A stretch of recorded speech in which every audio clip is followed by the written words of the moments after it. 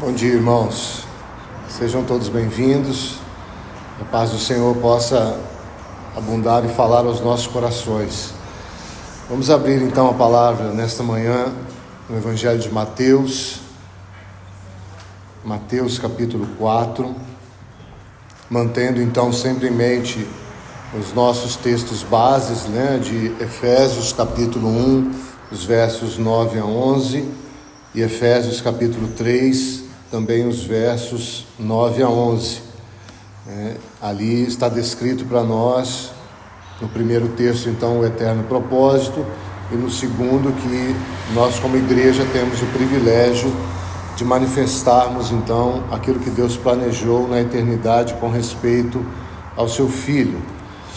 Então, aqui em Mateus, capítulo 4, vamos ler essas tentações do Senhor Jesus, os versos, então, 1 a 11.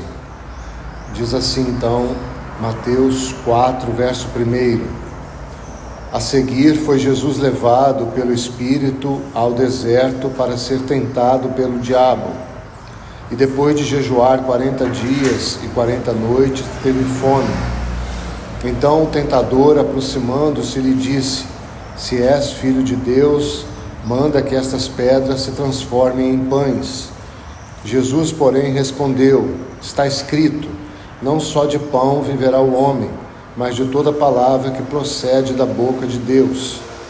Então o diabo levou a cidade santa, colocou-o sobre o pináculo do templo e lhe disse: Se és filho de Deus, atira-te abaixo, porque está escrito: Aos seus anjos ordenará a teu respeito que te guardem. Eles te susterão nas suas mãos para não tropeçares em alguma pedra. Respondeu-lhe Jesus: Também está escrito: Não tentarás o Senhor teu Deus. Levou ainda o diabo a um monte muito alto, mostrou-lhe todos os reinos do mundo e a glória deles, e lhe disse: Tudo isso te darei se, prostrado, me adorares. Então Jesus lhe ordenou: Retira-te, Satanás, porque está escrito: Ao Senhor teu Deus adorarás e só a Ele darás culto. Com isto o deixou o diabo, e eis que vieram anjos e o serviram. Vamos orar. Pai, mais uma vez nós te bendizemos neste dia, te agradecemos, nos prostramos aos teus pés. Muito obrigado, ó Senhor, porque podemos nos achegar a ti, pela certeza da eficácia da obra de Jesus Cristo na cruz. Obrigado porque somos da tua família, somos aqueles dos quais o Senhor reuniu para estarmos adorando e servindo ao Senhor. Nos colocamos diante de ti, ó Pai, suplicando neste momento que o Senhor fale aos nossos corações. Toma este tempo, ó Pai, acalma os nossos ânimos, as nossas emoções, vontades e mentes, ó Senhor, para que tudo isso esteja em submissão ao falar do Teu Espírito, para que possamos ser alcançados por aquilo que o Senhor deseja falar nesta manhã. Toma a Tua palavra, Senhor, lança luz sobre ela, para que os nossos olhos possam ver a Ti. Nós nos entregamos e confiamos em Ti e oramos em Teu precioso nome. Amém. Então, mais um passo, com a graça do Senhor, 67º, então, em torno deste assunto, contemplando o eterno propósito nas Escrituras. Hoje, um título sugerido, então, a palavra na boca do Senhor. Nós vamos escolher, a partir desse texto de Mateus aqui que lemos, das tentações do Senhor, as 3 menções que o Senhor faz das Escrituras aqui, e a partir delas, então, colocarmos, juntamente com o auxílio do Espírito Santo, algumas lições que poderão nos ajudar, e tudo isso à luz do eterno propósito. Temos buscado, então, assim proceder. Então nós não vamos estudar as tentações, mesmo porque já fizemos isso algumas vezes aqui como assembleia, e nem mesmo estudarmos os textos referentes de um modo mais profundo, mas nós vamos a eles um por um e colhemos ali então lições que se aplicam nessa realidade da vontade do Senhor eterna, presente e futura. Então, para os irmãos que estão tomando nota, letra A, então a palavra do Senhor então é alimento de nossa alma. Alimento de nossa alma. Você destaca então, por gentileza, o verso de número 4 de Mateus 4. Então, para essa letra A, alimento de nossa alma, Mateus 4, 4. Jesus, porém, respondeu, aí está a primeira palavra do Senhor, está escrito, não só de pão viverá o homem, mas de toda palavra que procede da boca de Deus. Então, vamos ao texto, então, do qual Mateus tirou essa expressão e aplicou aqui. Esse texto está então no Velho Testamento, você pode abrir em Deuteronômio capítulo 8. Deuteronômio capítulo 8, vamos olhar um pouco desse texto, mais uma vez tendo como pano de fundo então o eterno propósito. Deuteronômio capítulo 8. A princípio nós não vamos ler nada, porque na verdade tudo que vamos escolher está em todo este capítulo, né? Mas nós vamos apenas olhar alguns versos e colher então alguns princípios e aplicá-los à nossa realidade, pensando então ou aplicando isso, tendo em vista que Deus planejou algo. Deus planejou, e aqui nós temos a sombra daquilo que a igreja deveria então desfrutar. Então Deus, num primeiro momento, caminhando com esse povo, ele já revelou que ele tinha um plano para esse povo literal, e o plano era tirar o povo da terra do Egito e levar o povo à terra prometida. Então esse era o plano. Nós poderíamos pegar esse plano literal para o povo e aplicá-lo às nossas vidas, à igreja, né? Ainda que todo o plano de Deus inclua também o Antigo Testamento, nós poderíamos dizer que com relação a nós, Deus então, na parte do seu propósito eterno, ele tinha como que um plano, tirarmos do mundo e nos levarmos para junto dele, né? Nós temos visto e vendo isso também no estudo de não amarmos o mundo. Então não é simplesmente nos tirar do mundo, né? Como não era simplesmente tirar o povo do Egito, mas conduzi-los à terra prometida para que eles pudessem possuir a terra prometida. Então assim também com a igreja, nós somos tirados da morte, colocados em Cristo, mas esse é só o primeiro passo para que nós possamos possuir ou sermos participantes de tudo aquilo que Deus estabeleceu já em Cristo e para Cristo. Então, o que ele planejou revela a essência, né? Revela as diretrizes do seu próprio caráter. E quando nós olhamos para esse texto, nós já vemos a essência disso. Quando você olha aí então para o verso 1. Então, quando Deus planeja, o que estava no âmago do seu coração? Então nós temos aí 4 palavras, né? Cuidareis de cumprir todos os mandamentos que hoje te ordeno, para que vivais e vos multipliqueis e entreis e possuais a terra que o Senhor prometeu sob juramento a vossos pais. Então nós vemos essa realidade aqui do plano de Deus. Então sempre vamos pensar assim, esse é o plano literal. Então ao planejar esse plano histórico para o povo, Deus queria que eles tivessem uma vida, vamos colocar assim, mais abundante, que eles pudessem se multiplicar em número, que eles pudessem entrar na terra prometida e que eles pudessem possuir a terra prometida, né? E nós sabemos que isso aconteceu, né, em partes, porque o povo ainda relutou muito em possuir e conquistar toda a terra. Eles foram remissos em fazer isso, pelo menos parte do povo. Então, quando nós pegamos essas 4 realidades que são e foram literais para o povo e aplicamos a nós, então nós já temos também um vislumbre do que Deus planejou no que diz respeito a nós, a igreja, porque é um foco mais central hoje a partir da tentação de Jesus. Então o que ele disse vai sustentar então a igreja. Então viver, a palavra viver, né, ou vivais, traz essa relação justamente da obra de Jesus na cruz. Então a partir dessa obra nós temos vida. Quem crê nele tem a vida em si. Então aí está a primeira realidade já executada em Jesus, e então que o povo poderia ter desfrutado plenamente.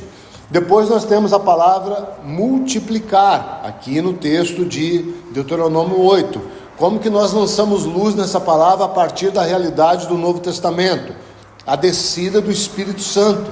Então, a partir do momento que o Senhor Jesus morre, ressuscita, é entronizado e recebe o Espírito Santo, a promessa do Espírito, ele derrama. E ao, então, derramar o Espírito Santo, o que está acontecendo? O grão de trigo que caiu em terra e morreu, o que ele fez? Ele nasceu e multiplicou-se. Então agora nós temos a formação da igreja. Então esse multiplicar começou lá em Atos capítulo 2, com a descida do Espírito Santo, e ele continua essa multiplicação até os dias de hoje. Então nós estamos vendo esse plano do Senhor sendo executado a partir do momento que então ele pôde derramar vida nos corações que creem nele. Então nós vemos essa multiplicação da igreja, esse crescimento em números mesmo da igreja. Depois nós temos a palavra entrar aqui em Deuteronômio. Como que nós vamos entrar naquilo então que nós já temos em Cristo? Só há um caminho, só há uma obra, e essa obra é a obra da cruz em cada filho. Então nós temos a obra da cruz do Senhor Jesus, para que nós tenhamos vida. Temos o derramamento do Espírito Santo para que ele venha habitar em nós. E agora então ele quer nos introduzir nas realidades que temos em Cristo Jesus. E esse trabalhar, esse entrar, passa pelo trabalho da cruz, passa por essa formação do caráter de Cristo em nós. Então, à medida que a cruz vai trabalhando as nossas vidas, na fala de Paulo aos Filipenses, ele vai dizer: desenvolvei a vossa salvação. Então esse desenvolver é crescer, é entrar, é participar com mais realidade, e isso acontece à medida da obra da cruz em cada um. Então esse entrar, irmãos, ele é individual. Não confundam entrar nas realidades em Cristo com estar em Cristo, Estar em Cristo, todos nós que cremos já estamos. Mas sempre pense na figura assim: você está dentro de um palácio, mas muitas vezes você não conhece nada daquele palácio. Você se acomodou e se conformou em ficar, não sei, na despensa, num quartinho, ou quem sabe em qualquer outro lugar, mas você nunca se aventurou em conhecer aquele palácio. Quantos cristãos hoje, por exemplo, nunca leram as escrituras de capa a capa? Ou seja, nunca foi nos pequenos recônditos das escrituras. Quanto mais nós vemos a geração hoje, menos nós vemos pessoas que já leram a Bíblia. Muitas vezes nem leem, apenas ouvem as mensagens e sequer abrem a Bíblia quando está ouvindo, para checar e meditar sobre o que está sendo dito. Então, dessa maneira, jamais um cristão vai de fato entrar nas realidades. Obviamente nós não vamos entrar em toda a plenitude de Cristo, por conta da limitação desse tabernáculo, desse corpo nosso. Mas aquilo do qual Cristo deseja que nós entremos, então nós temos condições para isso, pela habitação do Espírito Santo. Mas mais uma vez, irmãos, esse desenvolver a salvação é pessoal. Então nós vamos vendo, e nós conhecemos a história do povo, que ao longo da jornada, nem todos entraram na terra prometida. E nós podemos afirmar com certeza que a culpa disso não foi do Senhor. Assim como quando nós pensamos nas nossas vidas, então temos o eterno propósito de Deus, mas porque muitos não desfrutam de tudo que Deus planejou, então vamos dizer assim, para a sua vida, e vivemos como que na periferia, mendigando, então sendo filhos de Deus. E então essa realidade ela toca nessa questão do amadurecimento. Então, esse amadurecer segundo a vontade de Deus. E aqui também me permitam frisar isso, irmãos. Às vezes nós olhamos para vários contextos ditos religiosos, cristãos, evangélicos, não importa mais o nome, porque hoje o nome já está totalmente banalizado. E nós confundimos às vezes maturidade com cumprir regras de homens. Então nós vemos pessoas cristãs que à luz de regras de homens estão muito bem alinhadas, mas isso não é igual a estar maduro segundo a vontade de Deus. Então hoje há muita dificuldade na compreensão do que é maturidade. Às vezes você olha para uma pessoa que está lendo a Bíblia, explicando a Bíblia, e nós automaticamente ou religiosamente já pensamos que aquele, por estar naquela posição, já é maduro. E isso muitas vezes não é verdade, ainda mais nos nossos dias. Nos nossos dias o que nós mais vemos é a expressão que repetimos porque ouvimos e concordamos. São crianças manejando uma espada, estão ferindo mais os outros do que curando. Então a maturidade, ela é uma maturidade que tem que ter como fundamento a vontade que Deus estabeleceu para o seu filho, não necessariamente a partir do que os homens pensam. E se nós formos a Romanos 8, os maduros são aqueles que são verdadeiramente guiados ao Espírito Santo, pelo Espírito Santo. Então maturidade tem uma relação de intimidade, de sensibilidade, de percepção do movimento que o Espírito está fazendo hoje. E todo o movimento do Espírito, como ele fazia aqui com o povo, tinha um único alvo: conduzir o povo à terra prometida. Então a nuvem levantava, a nuvem baixava, e a coluna de fogo, a trombeta, todos os movimentos que são figuras do Espírito Santo, tinham um único objetivo: concluir aquilo que Deus tinha planejado para o povo. E o povo sempre relutando, sempre reclamando. O primeiro lugar que o povo chegou quando o Senhor os tira foi as águas de mar, as águas amargas. Mas, irmãos, hoje já é provado que aquelas águas eram amargas, mas eram totalmente potáveis. E eram amargas porque, segundo alguns estudiosos, haviam ervas medicinais no fundo daquelas águas. Agora o povo bebia água e a água era amarga. Quem já bebeu boldo aqui? É horrível, não é? Mas ele é plenamente potável, ele pode ser ingerido, e ele ajuda no processo de digestão. Então o povo não compreendeu que no plano de Deus, o primeiro lugar que eles precisavam ir era um lugar de cura, porque eles eram escravos, estavam debilitados, passando fome, certamente doentes, e o Senhor iria dar água para eles, para que eles pudessem ser restaurados. E foi o primeiro lugar que eles então reclamaram por não compreender nada. Por que eu estou dizendo isso? Porque os movimentos do Senhor visam cumprir o seu propósito, e não o nosso bem-estar, ainda que às vezes pareça ser meio amargo, ou meio amarga a água que Ele tem nos dado. Então a maturidade vai envolver essa percepção de que nem tudo que é bom para nós, que nos deixa feliz e alegre, ou que nos projeta nesse mundo como em destaque, pode ser algo que está vindo do Senhor. Muito pelo contrário, nós temos isso claramente quando o Senhor Jesus andou na terra. A religiosidade ali era totalmente destacada, era totalmente, aos olhos dos homens, perfeita, cumpridora das regras, e o Senhor sequer conversou com aqueles homens diretamente, a não ser em confrontos, ditos religiosos, sabedores das leis e tudo mais. Então ajude-nos o Senhor na compreensão desse entrar naquilo que nós já temos, já possuímos. Lembra que o povo, Josué é exortado: porque tardas em possuir a terra. Aí nós temos o contraponto, Caleb, já velho, totalmente entusiasmado em conquistar a terra que já era dele, sendo uma das piores partes da terra, as montanhas e com gigantes.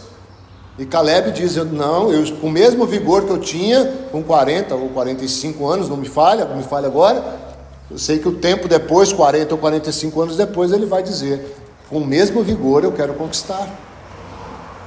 Então, entrar fala dessa ação que toca a individualidade ou a diversidade, né? Para que possamos todos, se todos nós conquistarmos a parte que o Senhor te deu, me deu, todos nós chegaremos à maturidade. Agora, se eu não conquisto a minha parte, eu não vou chegar à maturidade, e com isso todo o corpo sofre. E nós vemos isso por toda a Bíblia, irmãos. Quando vemos o tempo da restauração dos muros, como que era restaurado? Cada um vigia a sua porta, com a sua família, vigia, e vai assim. E aí nós temos o muro todo protegido. Bom, enfim, os exemplos são insondáveis nas Escrituras, porque somos limitados. Mas entrar, então, fala dessa obra da cruz em cada filho. Cada um veja como edifica. E depois, então, possuir é a última realidade dentro daquilo que Deus planejou. Aí toca esses dois polos que nós temos falado tanto, né? A vida de união hoje e o reinar com Cristo no milênio. Então esse possuir, ele é um pouco diferente, né? O entrar seria conquistar, e à medida que nós conquistamos, então nós recebemos como nosso. Lembra da história de Josué? O Senhor falou: onde você colocar a planta do seu pé, eu já te dei. Mas ele tinha que colocar a planta, isso é entrar. Possuir era receber aquilo do qual ele botou a planta do pé dele. Então, à medida que nós vamos entrando, nós vamos recebendo, nós vamos ampliando, nós vamos construindo uma vida de união mais sólida com o Senhor, menos inabalável, menos influenciável pelas coisas exteriores, menos distraídos nós vamos ficando, ainda que estejamos envolvidos nas coisas do mundo, mas nós santificamos a Cristo no nosso coração. Então é um aprendizado, é um desafio, porque como temos visto no estudo mais uma vez de Não Ameis o Mundo, cada vez mais as sutilidades do mundo estão mais, me permitam aqui repetir, sutis. Então nós precisamos da ajuda do Senhor, e à medida que nós vamos tendo essa vida de união com Ele, isso vai gerando então em nós hoje o caráter dele, e à medida desse caráter gerado em nós podemos quase que traduzir isso em fidelidade, né? E essa fidelidade então que vai gerar essa autoridade no reino do Senhor. Então, como que o Senhor executou esse plano? Então nós vimos aqui no verso 1 o plano em si. Então vida, multiplicação, entrar, né, e possuir. Então isso é como se fosse o plano do Senhor. E como que ele executou? Aí nós temos os versos 2 e 3, aqui de Deuteronômio. Vamos ler comigo, Deuteronômio 8:2. Recordar-te-á de todo o caminho pelo qual o Senhor teu Deus te guiou no deserto estes 40 anos, para te humilhar, para te provar, para saber o que estava no teu coração, se guardarias ou não os seus mandamentos. Ele te humilhou e te deixou ter fome, e te sustentou com o maná que tu não conhecias, nem teus pais o conheciam, para te dar a entender que não só de pão viverá o homem, mas de tudo o que procede da boca do Senhor viverá o homem.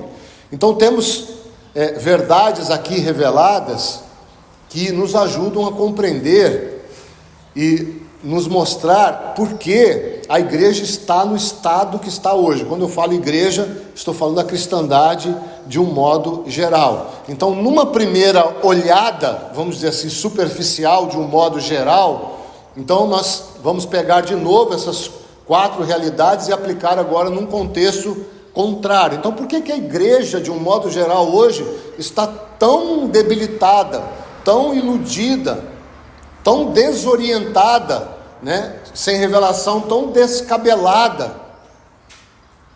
Em primeiro lugar, então, porque a obra da cruz nos filhos, a obra da cruz de Cristo nos filhos, não é mais ensinada. Então nós pegamos muitos irmãos nossos que não conhecem o verdadeiro valor da obra de Cristo, e nós temos toda a dificuldade com a salvação, que nós sabemos aí. Como manter, se perde, se não perde, é a obra, é isso, é aquilo, é o testemunho, o que mantém a salvação? Então, é um total desajuste da suficiência da obra consumada de Cristo. Depois nós vemos então a relação do Espírito Santo. Irmãos, o ministério do Espírito Santo hoje se resume aqui. a manifestações de supostos dons espirituais. É uma tristeza vermos a chamada obra do Espírito Santo resumida a isso. Depois então nós pegamos e o próximo passo, que seria entrar. Muito pouco se fala de obra da cruz na vida, na sua vida e na minha vida. Tomar a cruz hoje, irmãos, é algo raríssimo de se ouvir. O que se ouve é que Deus é bom, que Deus quer te abençoar. Isso tudo é verdade, mas isso você vai receber à medida que a obra da cruz é realizada na sua vida. Nenhum pai aqui presente seria inconsequente de dar a chave do carro na mão de um filho de 8 anos, de 7 anos de idade. Ninguém faria isso. Nenhuma mãe pegaria uma faca afiada e colocaria na mão de uma filha e fala: corta essa carne, se a filha tivesse 4, 5, 6, 7 anos de idade. Se nós somos assim minimamente prudentes, o que vocês acham que o Senhor faria ou não pode fazer com a geração de hoje em dia? Como Ele pode se revelar a uma geração totalmente egocêntrica, imatura, insensível, egoísta? Aí estamos nós. Então não há mais uma exposição verdadeira, no sentido de que nós precisamos confrontar o pecado que está à nossa porta, e isso também é um trabalho individual. Esse princípio está lá em Caim. O pecado está aí, Caim, cumpre a ti dominá-lo. Então, a partir do discernimento nós vamos nos cuidando, E com relação ao último ponto, que seria possuir, não há realidade de vida de união. De novo, irmãos, nós nos sentimos unidos com o Senhor quando o louvor nos agrada. Então nós precisamos ter boas músicas que geram um ambiente. Às vezes o louvor não é suficiente, nós mexemos na iluminação, mexemos na eloquência, mexemos sei lá em quê, para que todo o ambiente externo possa promover sensibilidades aos nossos 5 sentidos de que o Senhor está presente. Isso é sinal de que nós não sabemos o que é vida de união com o Senhor. Se nós compararmos isso à educação, o que a parte moral e civil vai nos dizer? Porque quanto mais leis há num país, quanto mais é mal educado o povo. Por quê? Porque o povo não sabe o que é educação. Então precisa de quê? De leis para conduzir um povo mal educado. Assim também é os filhos. Quanto menos relação com o Senhor, mais leis, no sentido de sinais, de movimentações, de coisas, para mostrar e mover o coração e parecer, então, que o povo está sentindo a presença de Deus. Isso tudo porque não há governo. Não se fala de reino. O Senhor Jesus, quando Ele vê, Ele vai dizer: olha, o reino já está no meio de vós. O sentido é, o governo chegou. Há um rei no meio de vós. Ele não podia falar isso, porque Ele não veio para se mostrar como rei. Mas Ele poderia ter dito: olha, o rei chegou. Mas Ele não disse isso. Ele disse: o reino chegou. E existe algum reino sem um rei, irmãos? Mas o povo não conseguiu alcançar isso. Então, de um modo geral, tá? Quando nós olhamos para a igreja, a cristandade, seriam essas 4 realidades não desfrutadas ou não vividas. Mas nós podemos estreitar isso um pouco e ver então por que alguns irmãos, não vamos falar agora da igreja de um modo geral, mas por que alguns irmãos estão apostatando da fé, estão se afastando do Senhor, estão buscando contextos que não trazem justamente essa realidade principal da obra da cruz. E aí o texto então vai nos ajudar, esses 2 versos que nós lemos. Nós vamos só colher algumas coisas de forma rápida, para que os irmãos vejam. Então, nesses detalhes, nós vamos poder contemplar por que você, ou eu, ou alguns outros irmãos nossos aí fora, estão apostatando, irmãos. Estão amando mais o mundo do que ao Senhor. Então a primeira realidade, eu não vou ler e nem vou destacar, mas você vai achar isso aqui no texto.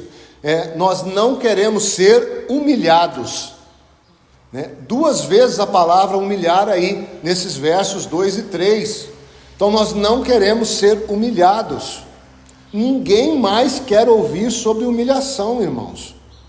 E humilhação, segundo a perspectiva do Senhor, do eterno propósito, é sermos humildes. A humilhação não nos leva a sermos depreciados, nos leva a sermos humildes. Então, ninguém mais quer ser humilhado. Como que nós vamos aplicar o texto de Paulo escrevendo aos Filipenses? Eu aprendi a ser humilhado. Não tem como nós aplicarmos isso hoje mais. Então como que nós vamos ver o eterno propósito de Deus sendo desenvolvido, se o primeiro ponto que o Senhor está tratando aqui, depois dele colocar a realidade do que ele planejou, essas 4 realidades que nós vimos, o primeiro ponto para que possamos entrar é humilhar, é nos considerarmos menores, incapazes, insuficientes, sempre considerando os outros acima de nós. Tudo isso é parte essencial. Então, humildade seria a primeira coisa que falta na nossa geração. Humildade. Uma frase que eu vi e gosto e repito: basta dar uma caixa de fósforo para o homem, quando ele sobe nela, a humildade já desaparece. Depois, nós não queremos ter nossos corações expostos, que é a próxima realidade aí. Ah, queridos, ninguém quer se expor. Ninguém quer que o outro invada o seu espaço e diga a você: olha, você precisa mudar isso que você tem feito tem me escandalizado. Então falta o quê? Então, depois da humildade, falta sinceridade. Sinceridade com você mesmo e sinceridade uns com os outros. Então, sinceridade. Deixe o Senhor expor os nossos corações. Na luz dele nós temos a luz, nós temos a verdadeira visão de quem somos e de quem ele é. Depois, nós não guardamos o seu mandamento, não guardamos o seu propósito. E aqui nós estamos tocando em obediência. Meus queridos irmãos, há quanto tempo nós temos falado, se Deus tem um propósito, a igreja deve estar alinhada a esse propósito, mas a igreja foi escolhida para manifestar hoje o eterno propósito. Então, com o que a igreja está se ocupando hoje? Com tudo mais que não coloca Cristo no centro, está em desobediência. Por mais importante que nós homens consideremos, isso não muda o fato de que, se Deus tem um objetivo, é debaixo desse objetivo que nós devemos caminhar em obediência. Não adianta queremos questionar. Claro, isso vai envolver várias variáveis, mas nós não podemos perder a essência. Então Deus queria ensinar para o povo que Deus ia dar a eles uma terra prometida, do qual ele seria o seu rei naquela terra. E o que o povo fez? Inventou um monte de coisa, desde os 40 anos e até depois dos 40 anos, tudo para, de alguma maneira, serem contrários àquilo que Deus tinha para eles. Então, desobediência, que nós já sabemos que é sinônimo de incredulidade. Depois, nós não queremos passar fome. Isso fala de quê, irmãos? Deus quer que nós passemos fome porque Ele é mau? Não, é porque Ele quer nos ensinar que, para que nós aprendamos a depender dEle, às vezes nós precisamos passar por dificuldades. Então aqui está a dependência. Como que nós vamos aprender a depender do Senhor se nós temos em abundância o tempo todo?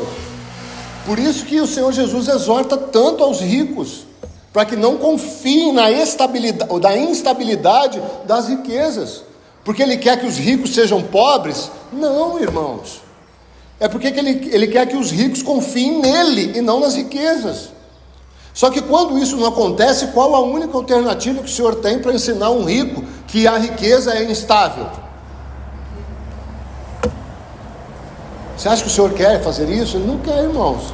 Mas se ele deseja ensinar a dependência, ele vai arrumar algumas estratégias. Às vezes nós nos consideramos muito santos, né? Numa congregação quase que inalcançáveis. Como que o Senhor vai tratar isso? eis que prostro você na doença. Porque diante da doença, irmãos, a santidade parece que vai embora, né? Porque nós ligamos, né, bem-estar físico com santidade, bem-estar financeiro com santidade. Então, dependência é algo que é aprendido muitas vezes na dificuldade, ou só na dificuldade. E aqui não estou fazendo apologia à dificuldade, muito pelo contrário, estou falando justamente o contrário, que o Senhor só nos coloca em situações similares a essa, quando Ele vê que o nosso coração já está totalmente insensível àquilo que Ele está falando de uma forma, digamos assim, mais amorosa, ou mais branda, no que toca à literalidade da mão dele sobre nós. Outra, nós não nos contentamos com o maná. Irmãos, há pouquíssimos lugares, de novo, falo isso com dor no coração, que Jesus é suficiente.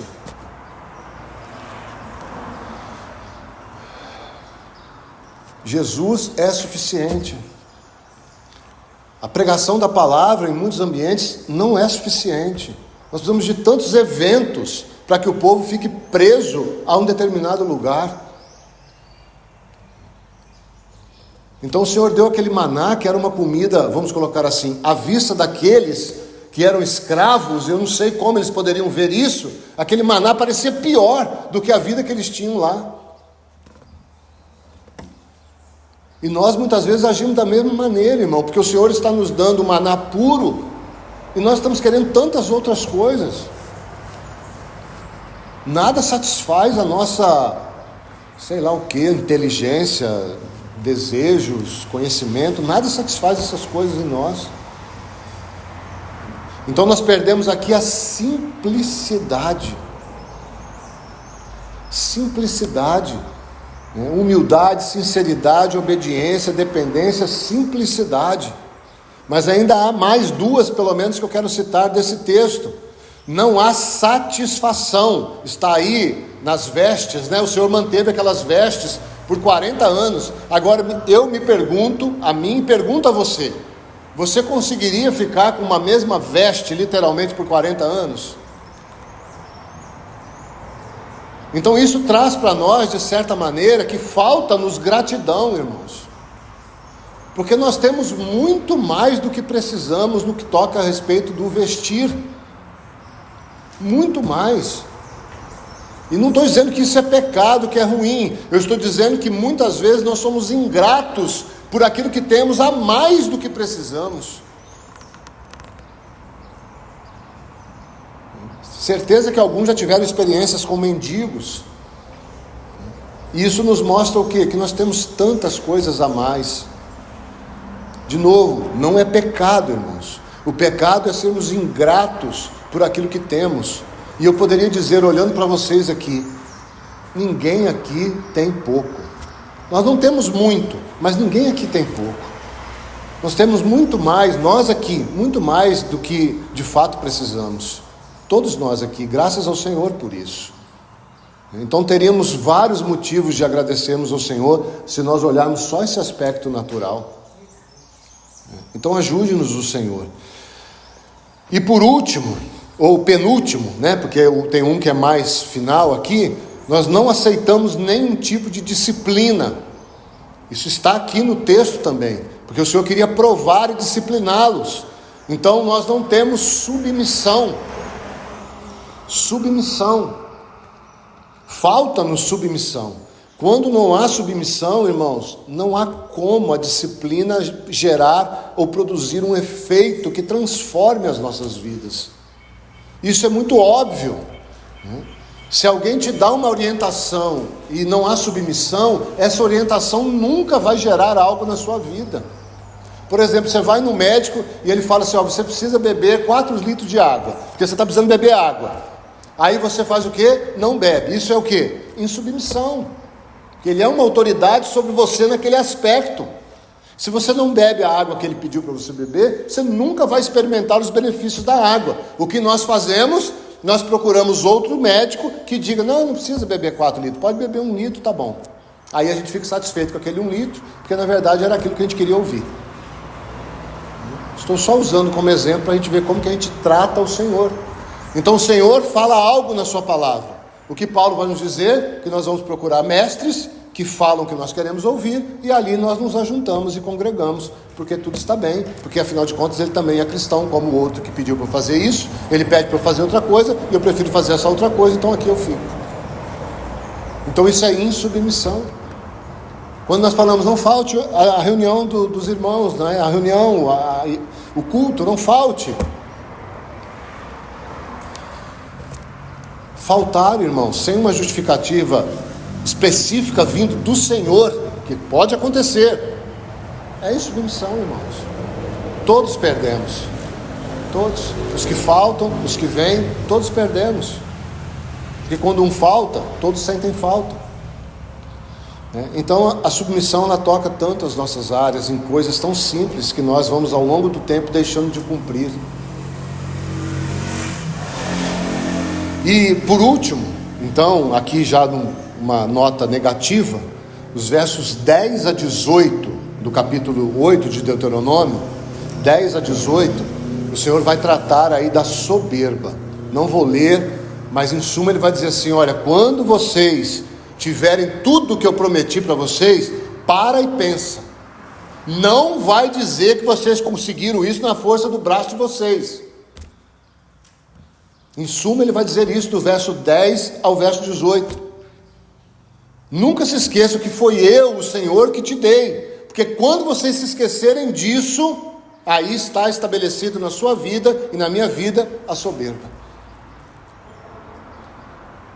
Então a igreja, irmãos, está no estado que está hoje por conta dessas realidades, e foi isso que o Senhor quis mostrar e ensinar o caminho para que o plano dele pudesse ser concluído, para que nós possamos obter a vida, para que nós possamos então nos multiplicarmos, para que nós possamos entrar e possamos possuir aquilo que temos nele. Agora, sem humildade, sinceridade, obediência, dependência, simplicidade, gratidão, submissão e ausência de soberba, irmãos, nós não vamos a lugar nenhum. Então tome essas notas. Eu sei que nós já falamos dessas notas muitas vezes, mas tome-as, una-as ao estudo de não amar o mundo, e ajude-nos o Senhor, para que nós tenhamos esse coração que santifica a Cristo e não a nós mesmos. Letra B. Então a palavra do Senhor é material do nosso ministério. Material do nosso ministério. Não precisa voltar a Mateus, mas você anote aí, eu vou ler para você. Mateus, então capítulo 4, apenas o verso 7, que é a outra palavra que o Senhor diz. Então na letra B, material do nosso ministério, Mateus 4, 7, diz assim: respondeu-lhe Jesus, também está escrito, não tentarás o Senhor teu Deus. Da onde foi tirado essa expressão de Mateus 4, 7? Não tentarás o Senhor teu Deus. Aí você pode abrir comigo aí em Deuteronômio capítulo 6, é da onde foi tirada a expressão, verso 16. Então letra B, material do nosso ministério. Então a palavra do Senhor, material do nosso ministério. Veja o que está escrito em Deuteronômio 6, verso 16. Não tentarás o Senhor teu Deus, como tentastes em Massá. Então, irmãos, o inimigo está tentando falar algo para Jesus lá. O Espírito Santo está tentando falar algo para nós aqui. Não vamos tentar o Senhor. E como que nós vamos compreender o que é essa tentação? Nós precisamos ir nesse contexto de Massá e ver o que aconteceu lá. E obviamente nós vamos ver isso de uma forma muito rápida, né? Até mesmo porque nós já estudamos isso no passado. Mas então abra em Êxodo 17. Êxodo 17.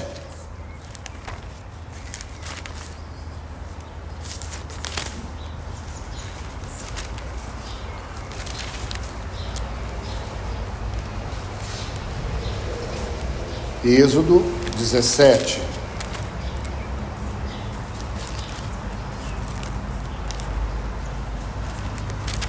Olha o que diz aí a partir, vamos ler só o verso 7. E chamou o nome daquele lugar Massá e Meribá, por causa da contenda dos filhos de Israel, e porque tentaram ao Senhor, dizendo: está o Senhor no meio de nós ou não? Então você vê a raiz da ação de Satanás tentando Jesus lá, da onde vem. Então o que de alguma maneira Jesus, vamos colocar essa expressão só para a gente compreender, Jesus vai provar para Satanás, né? Ele não precisaria, mas ele está usando o texto para provar, né? E o que ele está querendo provar para Satanás é se de fato Deus estava com ele ou não. E essa é uma realidade. Então Jesus disse a Satanás com todas as palavras, usando esse texto, que Deus estava com ele. Então, de alguma maneira, Jesus não poderia agir e nem falar nada, senão aquilo que Deus tivesse estabelecido para que ele pudesse falar ou fazer enquanto homem.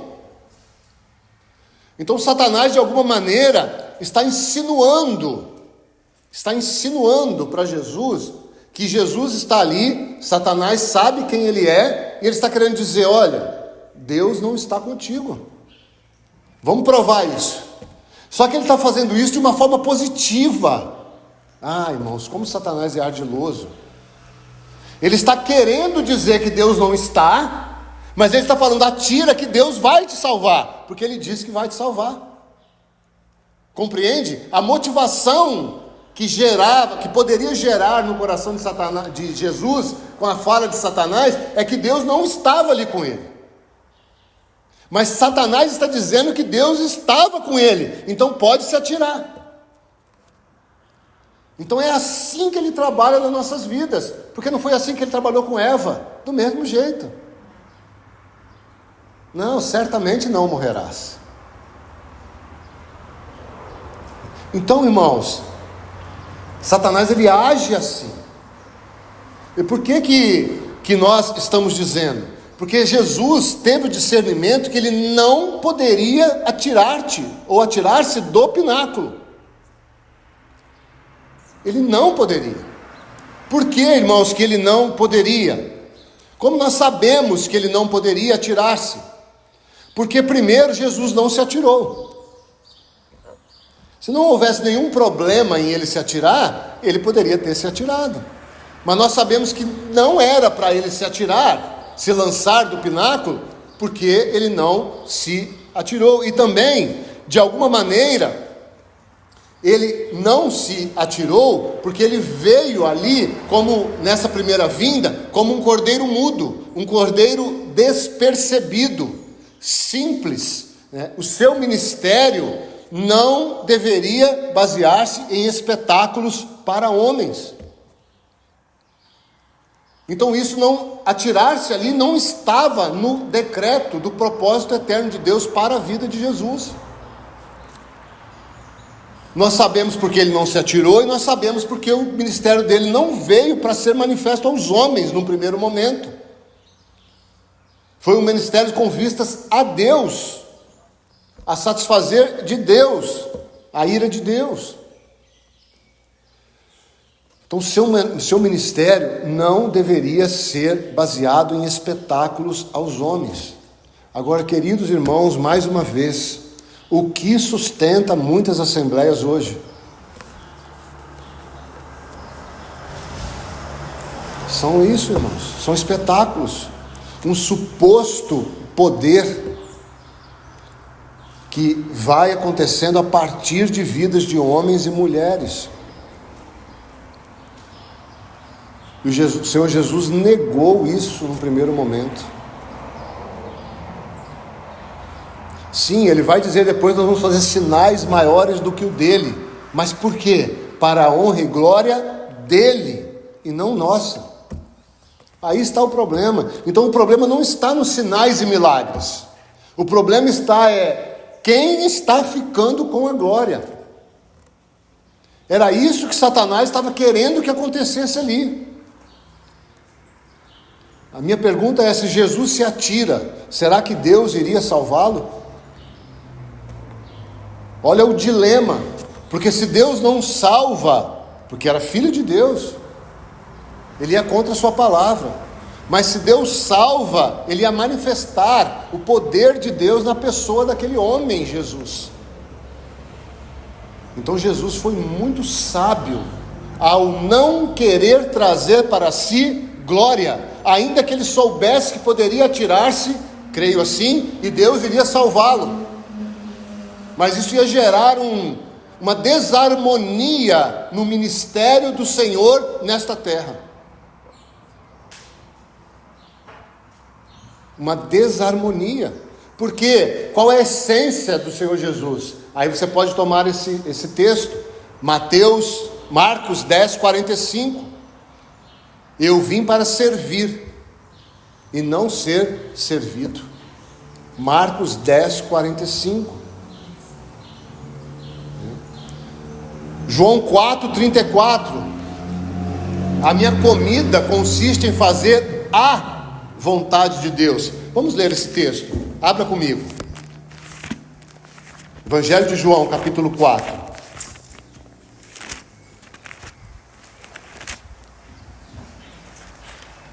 Evangelho de João, capítulo 4.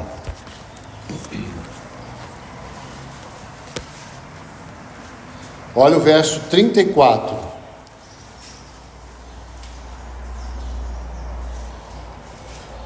Disse-lhe Jesus: a minha comida consiste em fazer a vontade daquele que me enviou e realizar veja, irmãos, sua obra.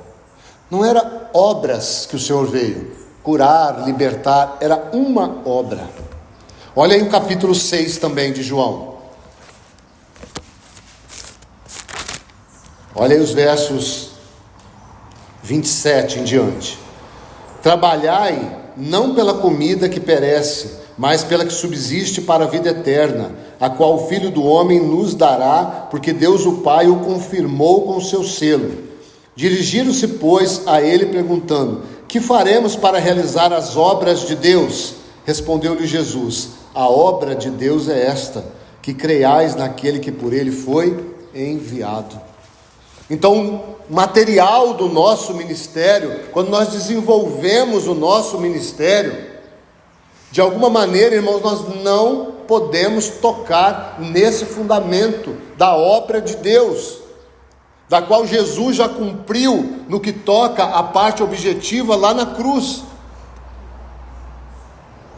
Agora, se nós aceitamos as palavras de Satanás, nós vamos deixar o centro da obra de Deus e nós vamos nos colocar no centro da obra de Deus. Aí está o perigo do testemunho legalista da maioria dos cristãos. Então o problema não está no testemunho. Todos nós devemos testemunhar de que Cristo habita em nós, e isso nos nossos atos. Mas quando nós tomamos o nosso testemunho como medida de santidade, nós estamos agindo como Satanás sugeriu. Olha, mostre para os outros que você é melhor do que eles por conta daquilo que você faz, e não por aquele que em ti atua, ou habita, ou exerce qualquer tipo de função. Então, quantos pregadores, cantores, profetas, evangelistas, mestres se arrogam a partir de si mesmo, quando não explicitamente, disfarçadamente? Quantos cristãos se baseiam em orientar outros com base na sua própria experiência? Irmãos, a experiência minha não vale para a sua edificação, não nesse aspecto, da qual eu devo pegar os princípios que eu vivi e aplicar sobre a sua vida. A nossa experiência é como maná, ela precisa ser vivida dia a dia, no dia seguinte ela já não vale nada, senão a glória fica para o eu. Eu agi assim, eu fiz assim. Nós ainda usamos o eu, nem usamos Deus. Então essa questão de tomarmos glória para nós e usarmos material do nosso ministério que vá além da palavra do Senhor é muito séria. e é muito sutil. E quando nós fazemos isso, nós perdemos a essência do eterno propósito. Mais um texto dentro desse ponto, já estamos caminhando para o final. 1 Coríntios, um texto também bem conhecido em nosso meio, mas quero ler dentro desse contexto do material, então, do nosso ministério. Então a palavra do Senhor é material para o nosso ministério. 1 Coríntios capítulo 2. Veja como que Paulo usa o eu aqui. Assim nós deveríamos usar o eu quando nós usamos essa expressão.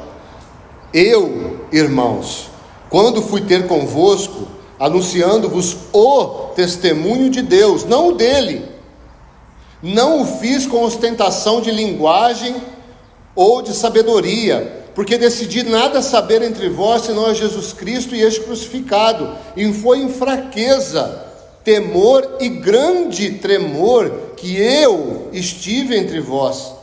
A minha palavra e a minha pregação não consistiram em linguagem persuasiva de sabedoria, mas em demonstração do Espírito Santo e de poder, para que a vossa fé não se apoiasse em sabedoria humana, e sim no poder de Deus. Sabe qual a essência dessa expressão que ele diz aqui? Demonstração do Espírito e de poder. Poder aqui é quase que uma palavra contrária no sentido aplicável aqui. Ele está dizendo assim: olha, o poder que eu manifestei é que eu não tinha poder nenhum. É isso que ele quer dizer aqui. Não é poder no sentido... Irmãos, Paulo não fez quase nada de poderoso. Nem batizar ele batizou. Ele teve alguns momentos ali que ele viveu, de algumas pequenas direções ali que ele passou, mas a vida dele é muito pouco poderosa, no que diz respeito a sinais e milagres. Se comparado a alguns homens hoje em dia, a vida poderosa de Paulo não é nada, né? Obviamente estou ironizando aqui, né? Que deixar isso bem claro. Mas o poder de Paulo, ele vai dizer assim: eu fui modelo de que eu era um nada, e eu deixei registrado, hoje nós podemos dizer isso, mais da metade do Novo Testamento como palavra de Deus. Isso é um poder. É Deus pegar um vaso que não valia nada e escrever mais da metade do Novo Testamento. As cartas mais profundas que nós temos em nossas mãos, falamos isso sem desprezar nenhuma outra carta. Isso é poder, irmãos. Isso é o poder do Espírito Santo. Pegar um vaso de barro, e esse vaso sendo de barro, poder nele ser depositado um tesouro incalculável. Isso é poder. Não como as pessoas interpretam esse poder aqui. Então o poder que o Espírito Santo manifesta e manifestou através da vida de Paulo é o que Jesus disse, a palavra de Jesus em João 16:16. O Espírito me glorificará. Aí está o poder de um homem, quando o Espírito pode, através da vida desse homem, glorificar a Cristo. Então o material do nosso ministério é essa palavra de Jesus, o Espírito nos usando para que toda a glória seja e esteja em Cristo, não em nós. Por isso lutamos tanto em nosso meio, para que não haja acepção posicional. Somos todos irmãos em Cristo, e nisso não há diferença, e o Senhor usa cada um conforme a vontade dEle, e isso não deve gerar exaltação em nenhum coração, e nem frustração em nenhum outro coração, porque é o Senhor mesmo que coordena o corpo como lhe apraz, não como nos apraz. E às vezes nós nos sentimos muito bons porque fazemos uma coisa ou outra, às vezes nos sentimos nada porque não fazemos outra coisa. Esquece essas coisas, irmãos. Isso é Satanás tentando falar ao seu e ao meu coração algo que parece bom, mas que no final vai se tornar uma tentação a Deus, ou uma discrepância do que Deus disse da palavra dele. E para terminarmos bem rapidamente, né, Mateus capítulo, a letra C,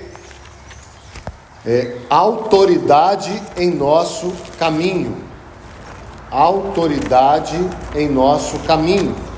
O texto então é Mateus capítulo 4, verso 10. É a outra palavra do Senhor Jesus. Então Jesus lhe ordenou: retira-te, Satanás, porque está escrito: ao Senhor teu Deus adorará, e só a Ele darás culto.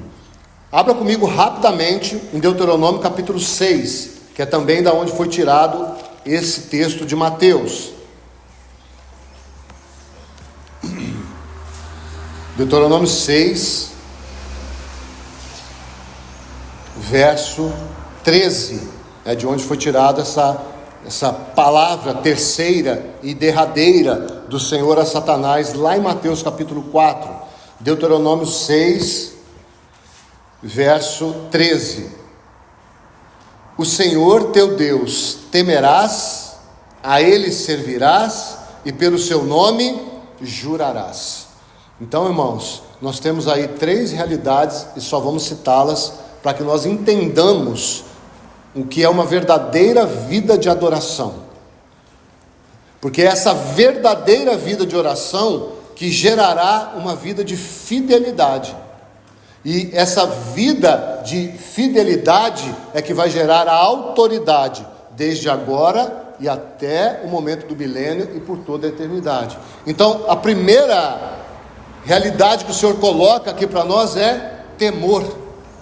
Sabe o que significa essa palavra temor aqui em Deuteronômio 13? Honrar em admiração. Honrar em admiração. Traduzindo isso de uma forma mais clara, honrar o Senhor por aquilo que Ele é. Dentro do nosso contexto, honrar o Senhor por aquilo que Ele planejou. Não discutir, não contender, não desobedecer aquelas realidades todas que já vimos. Se queremos ter autoridade hoje e para sempre, nós devemos honrar a Ele, porque aonde Ele é honrado, ali há autoridade. Lembra de Betânia? Ali Ele era honrado, então ali Ele era reconhecido como rei, e era para ali que Ele iria, que Ele foi. Então honrar fala dessa relação de admiração, a ponto de derramar aquele óleo precioso, de enxugar os pés dele com o cabelo, de estar ali à mesa, Lázaro, sem ter palavras diante do Senhor, após ressuscitado, pelo menos não registradas nas Escrituras. Talvez nós poderíamos estar no lugar de Lázaro, ali sentado à mesa, e os olhos de Lázaro arregalados em admiração. De fato ele é Deus, eu estou vivo novamente. Daqui você pode discordar, porque é só a minha imaginação funcionando, tá? Mas honrar em admiração. Depois nós temos servir. O sentido dessa palavra servir aqui, ela traz um sentido duplo, que é tanto o sentido normal de trabalhar para o Senhor, mas também o sentido de ser trabalhado. É como se fosse um serviço mútuo. À medida que o Senhor vai trabalhando em nós, nós vamos trabalhando para Ele, Ele vai trabalhando mais conosco. Fala dessa mútua cooperação. Não é só um serviço a partir de nós para com Ele. É um serviço dEle em nós e nós respondendo a Ele. Então esse é o sentido de servir aqui. E o sentido de jurar é estar em total união. É como se jurar, irmãos, fala assim: olha, nós temos uma aliança juntos. Esse é o sentido do juramento. Quando nós fazemos um juramento no altar, num casamento, é isso que acontece. Nós estamos jurando uma aliança eterna. Fazemos aqueles votos que nunca devem ser rompidos. Então esse é o sentido do juramento. Hebreus 6 vai trabalhar essa relação do juramento que o Senhor fez entre si, e agora nós podemos ser incluídos, dizer, nós também estamos em aliança com Deus, porque Ele nos colocou em aliança com Ele. Então essa é a verdadeira adoração: temor, servir e jurar. E um último texto e terminamos, só anotar, não precisa abrir, eu vou ler para vocês, é um texto que conhecemos, Hebreus 13, 15. Hebreus 13, 15. Por meio de Jesus, pois ofereçamos a Deus sempre sacrifício de louvor, que é o fruto de lábios que confessam o seu nome. Lábios que confessam estar alinhados com o seu nome. Agora, cuidado, irmãos, porque não basta falarmos com a boca, porque nós não falamos só com a boca. Nós falamos com a boca, nós falamos com as mãos, com os pés, com os olhos, ou seja, nós falamos com atos, nós falamos com pensamentos. O irmão João Vitor trouxe do Salmo 139, às vezes nós, só de pensar, irmãos, o Senhor já sabe, a palavra não chegou à boca ainda, o Senhor já as conhece. Então toda essa relação toca a questão da oração, da adoração, do serviço, e tudo isso vai resultar em autoridade no ministério. Então não é só eloquência, livre-nos do Senhor disso. Nós precisamos de graça, e para que tenhamos graça, nós precisamos manter a nossa vida de união fresca com Ele, fresca, e os nossos lábios sempre proferindo palavras de adoração a Ele, vigiando o nosso pensamento, porque como Pedro diz, é um animal indomável. Nosso pensamento ele flutua, irmãos, e vai embora, tanto para o lado positivo, mas muito mais para o lado negativo. Então que o Senhor nos ajude com relação a isso, que a palavra do Senhor possa de fato sustentar as nossas vidas, e só ela poderá fazer nesses dias finais. Vamos orar. Pai, nós te bendizemos, te agradecemos, te adoramos, Senhor, porque podemos confessar que Jesus Cristo é o Senhor das nossas vidas. Ó Jesus, nós te louvamos, porque o Senhor decidiu não só dizer o que disse, mas viver o que viveu. O Senhor aprendeu a viver não de pão, mas daquilo pelo qual Deus disse para que o Senhor fizesse. O Senhor não tentou a Deus, pois teve discernimento nesta terra de cumprir aquilo pelo qual Deus o enviou a fazer. E nós te bendizemos, porque toda a tua vida foi uma vida de louvor e adoração somente a Deus. Quantos homens o Senhor desagradou nesta terra? Quantos? Muitos o odiaram, de tal maneira que o colocaram naquela cruz. Mas em nada o Senhor se corrompeu. A sua face se manteve revelando a tua intrépida resolução de ir à cruz e morrer.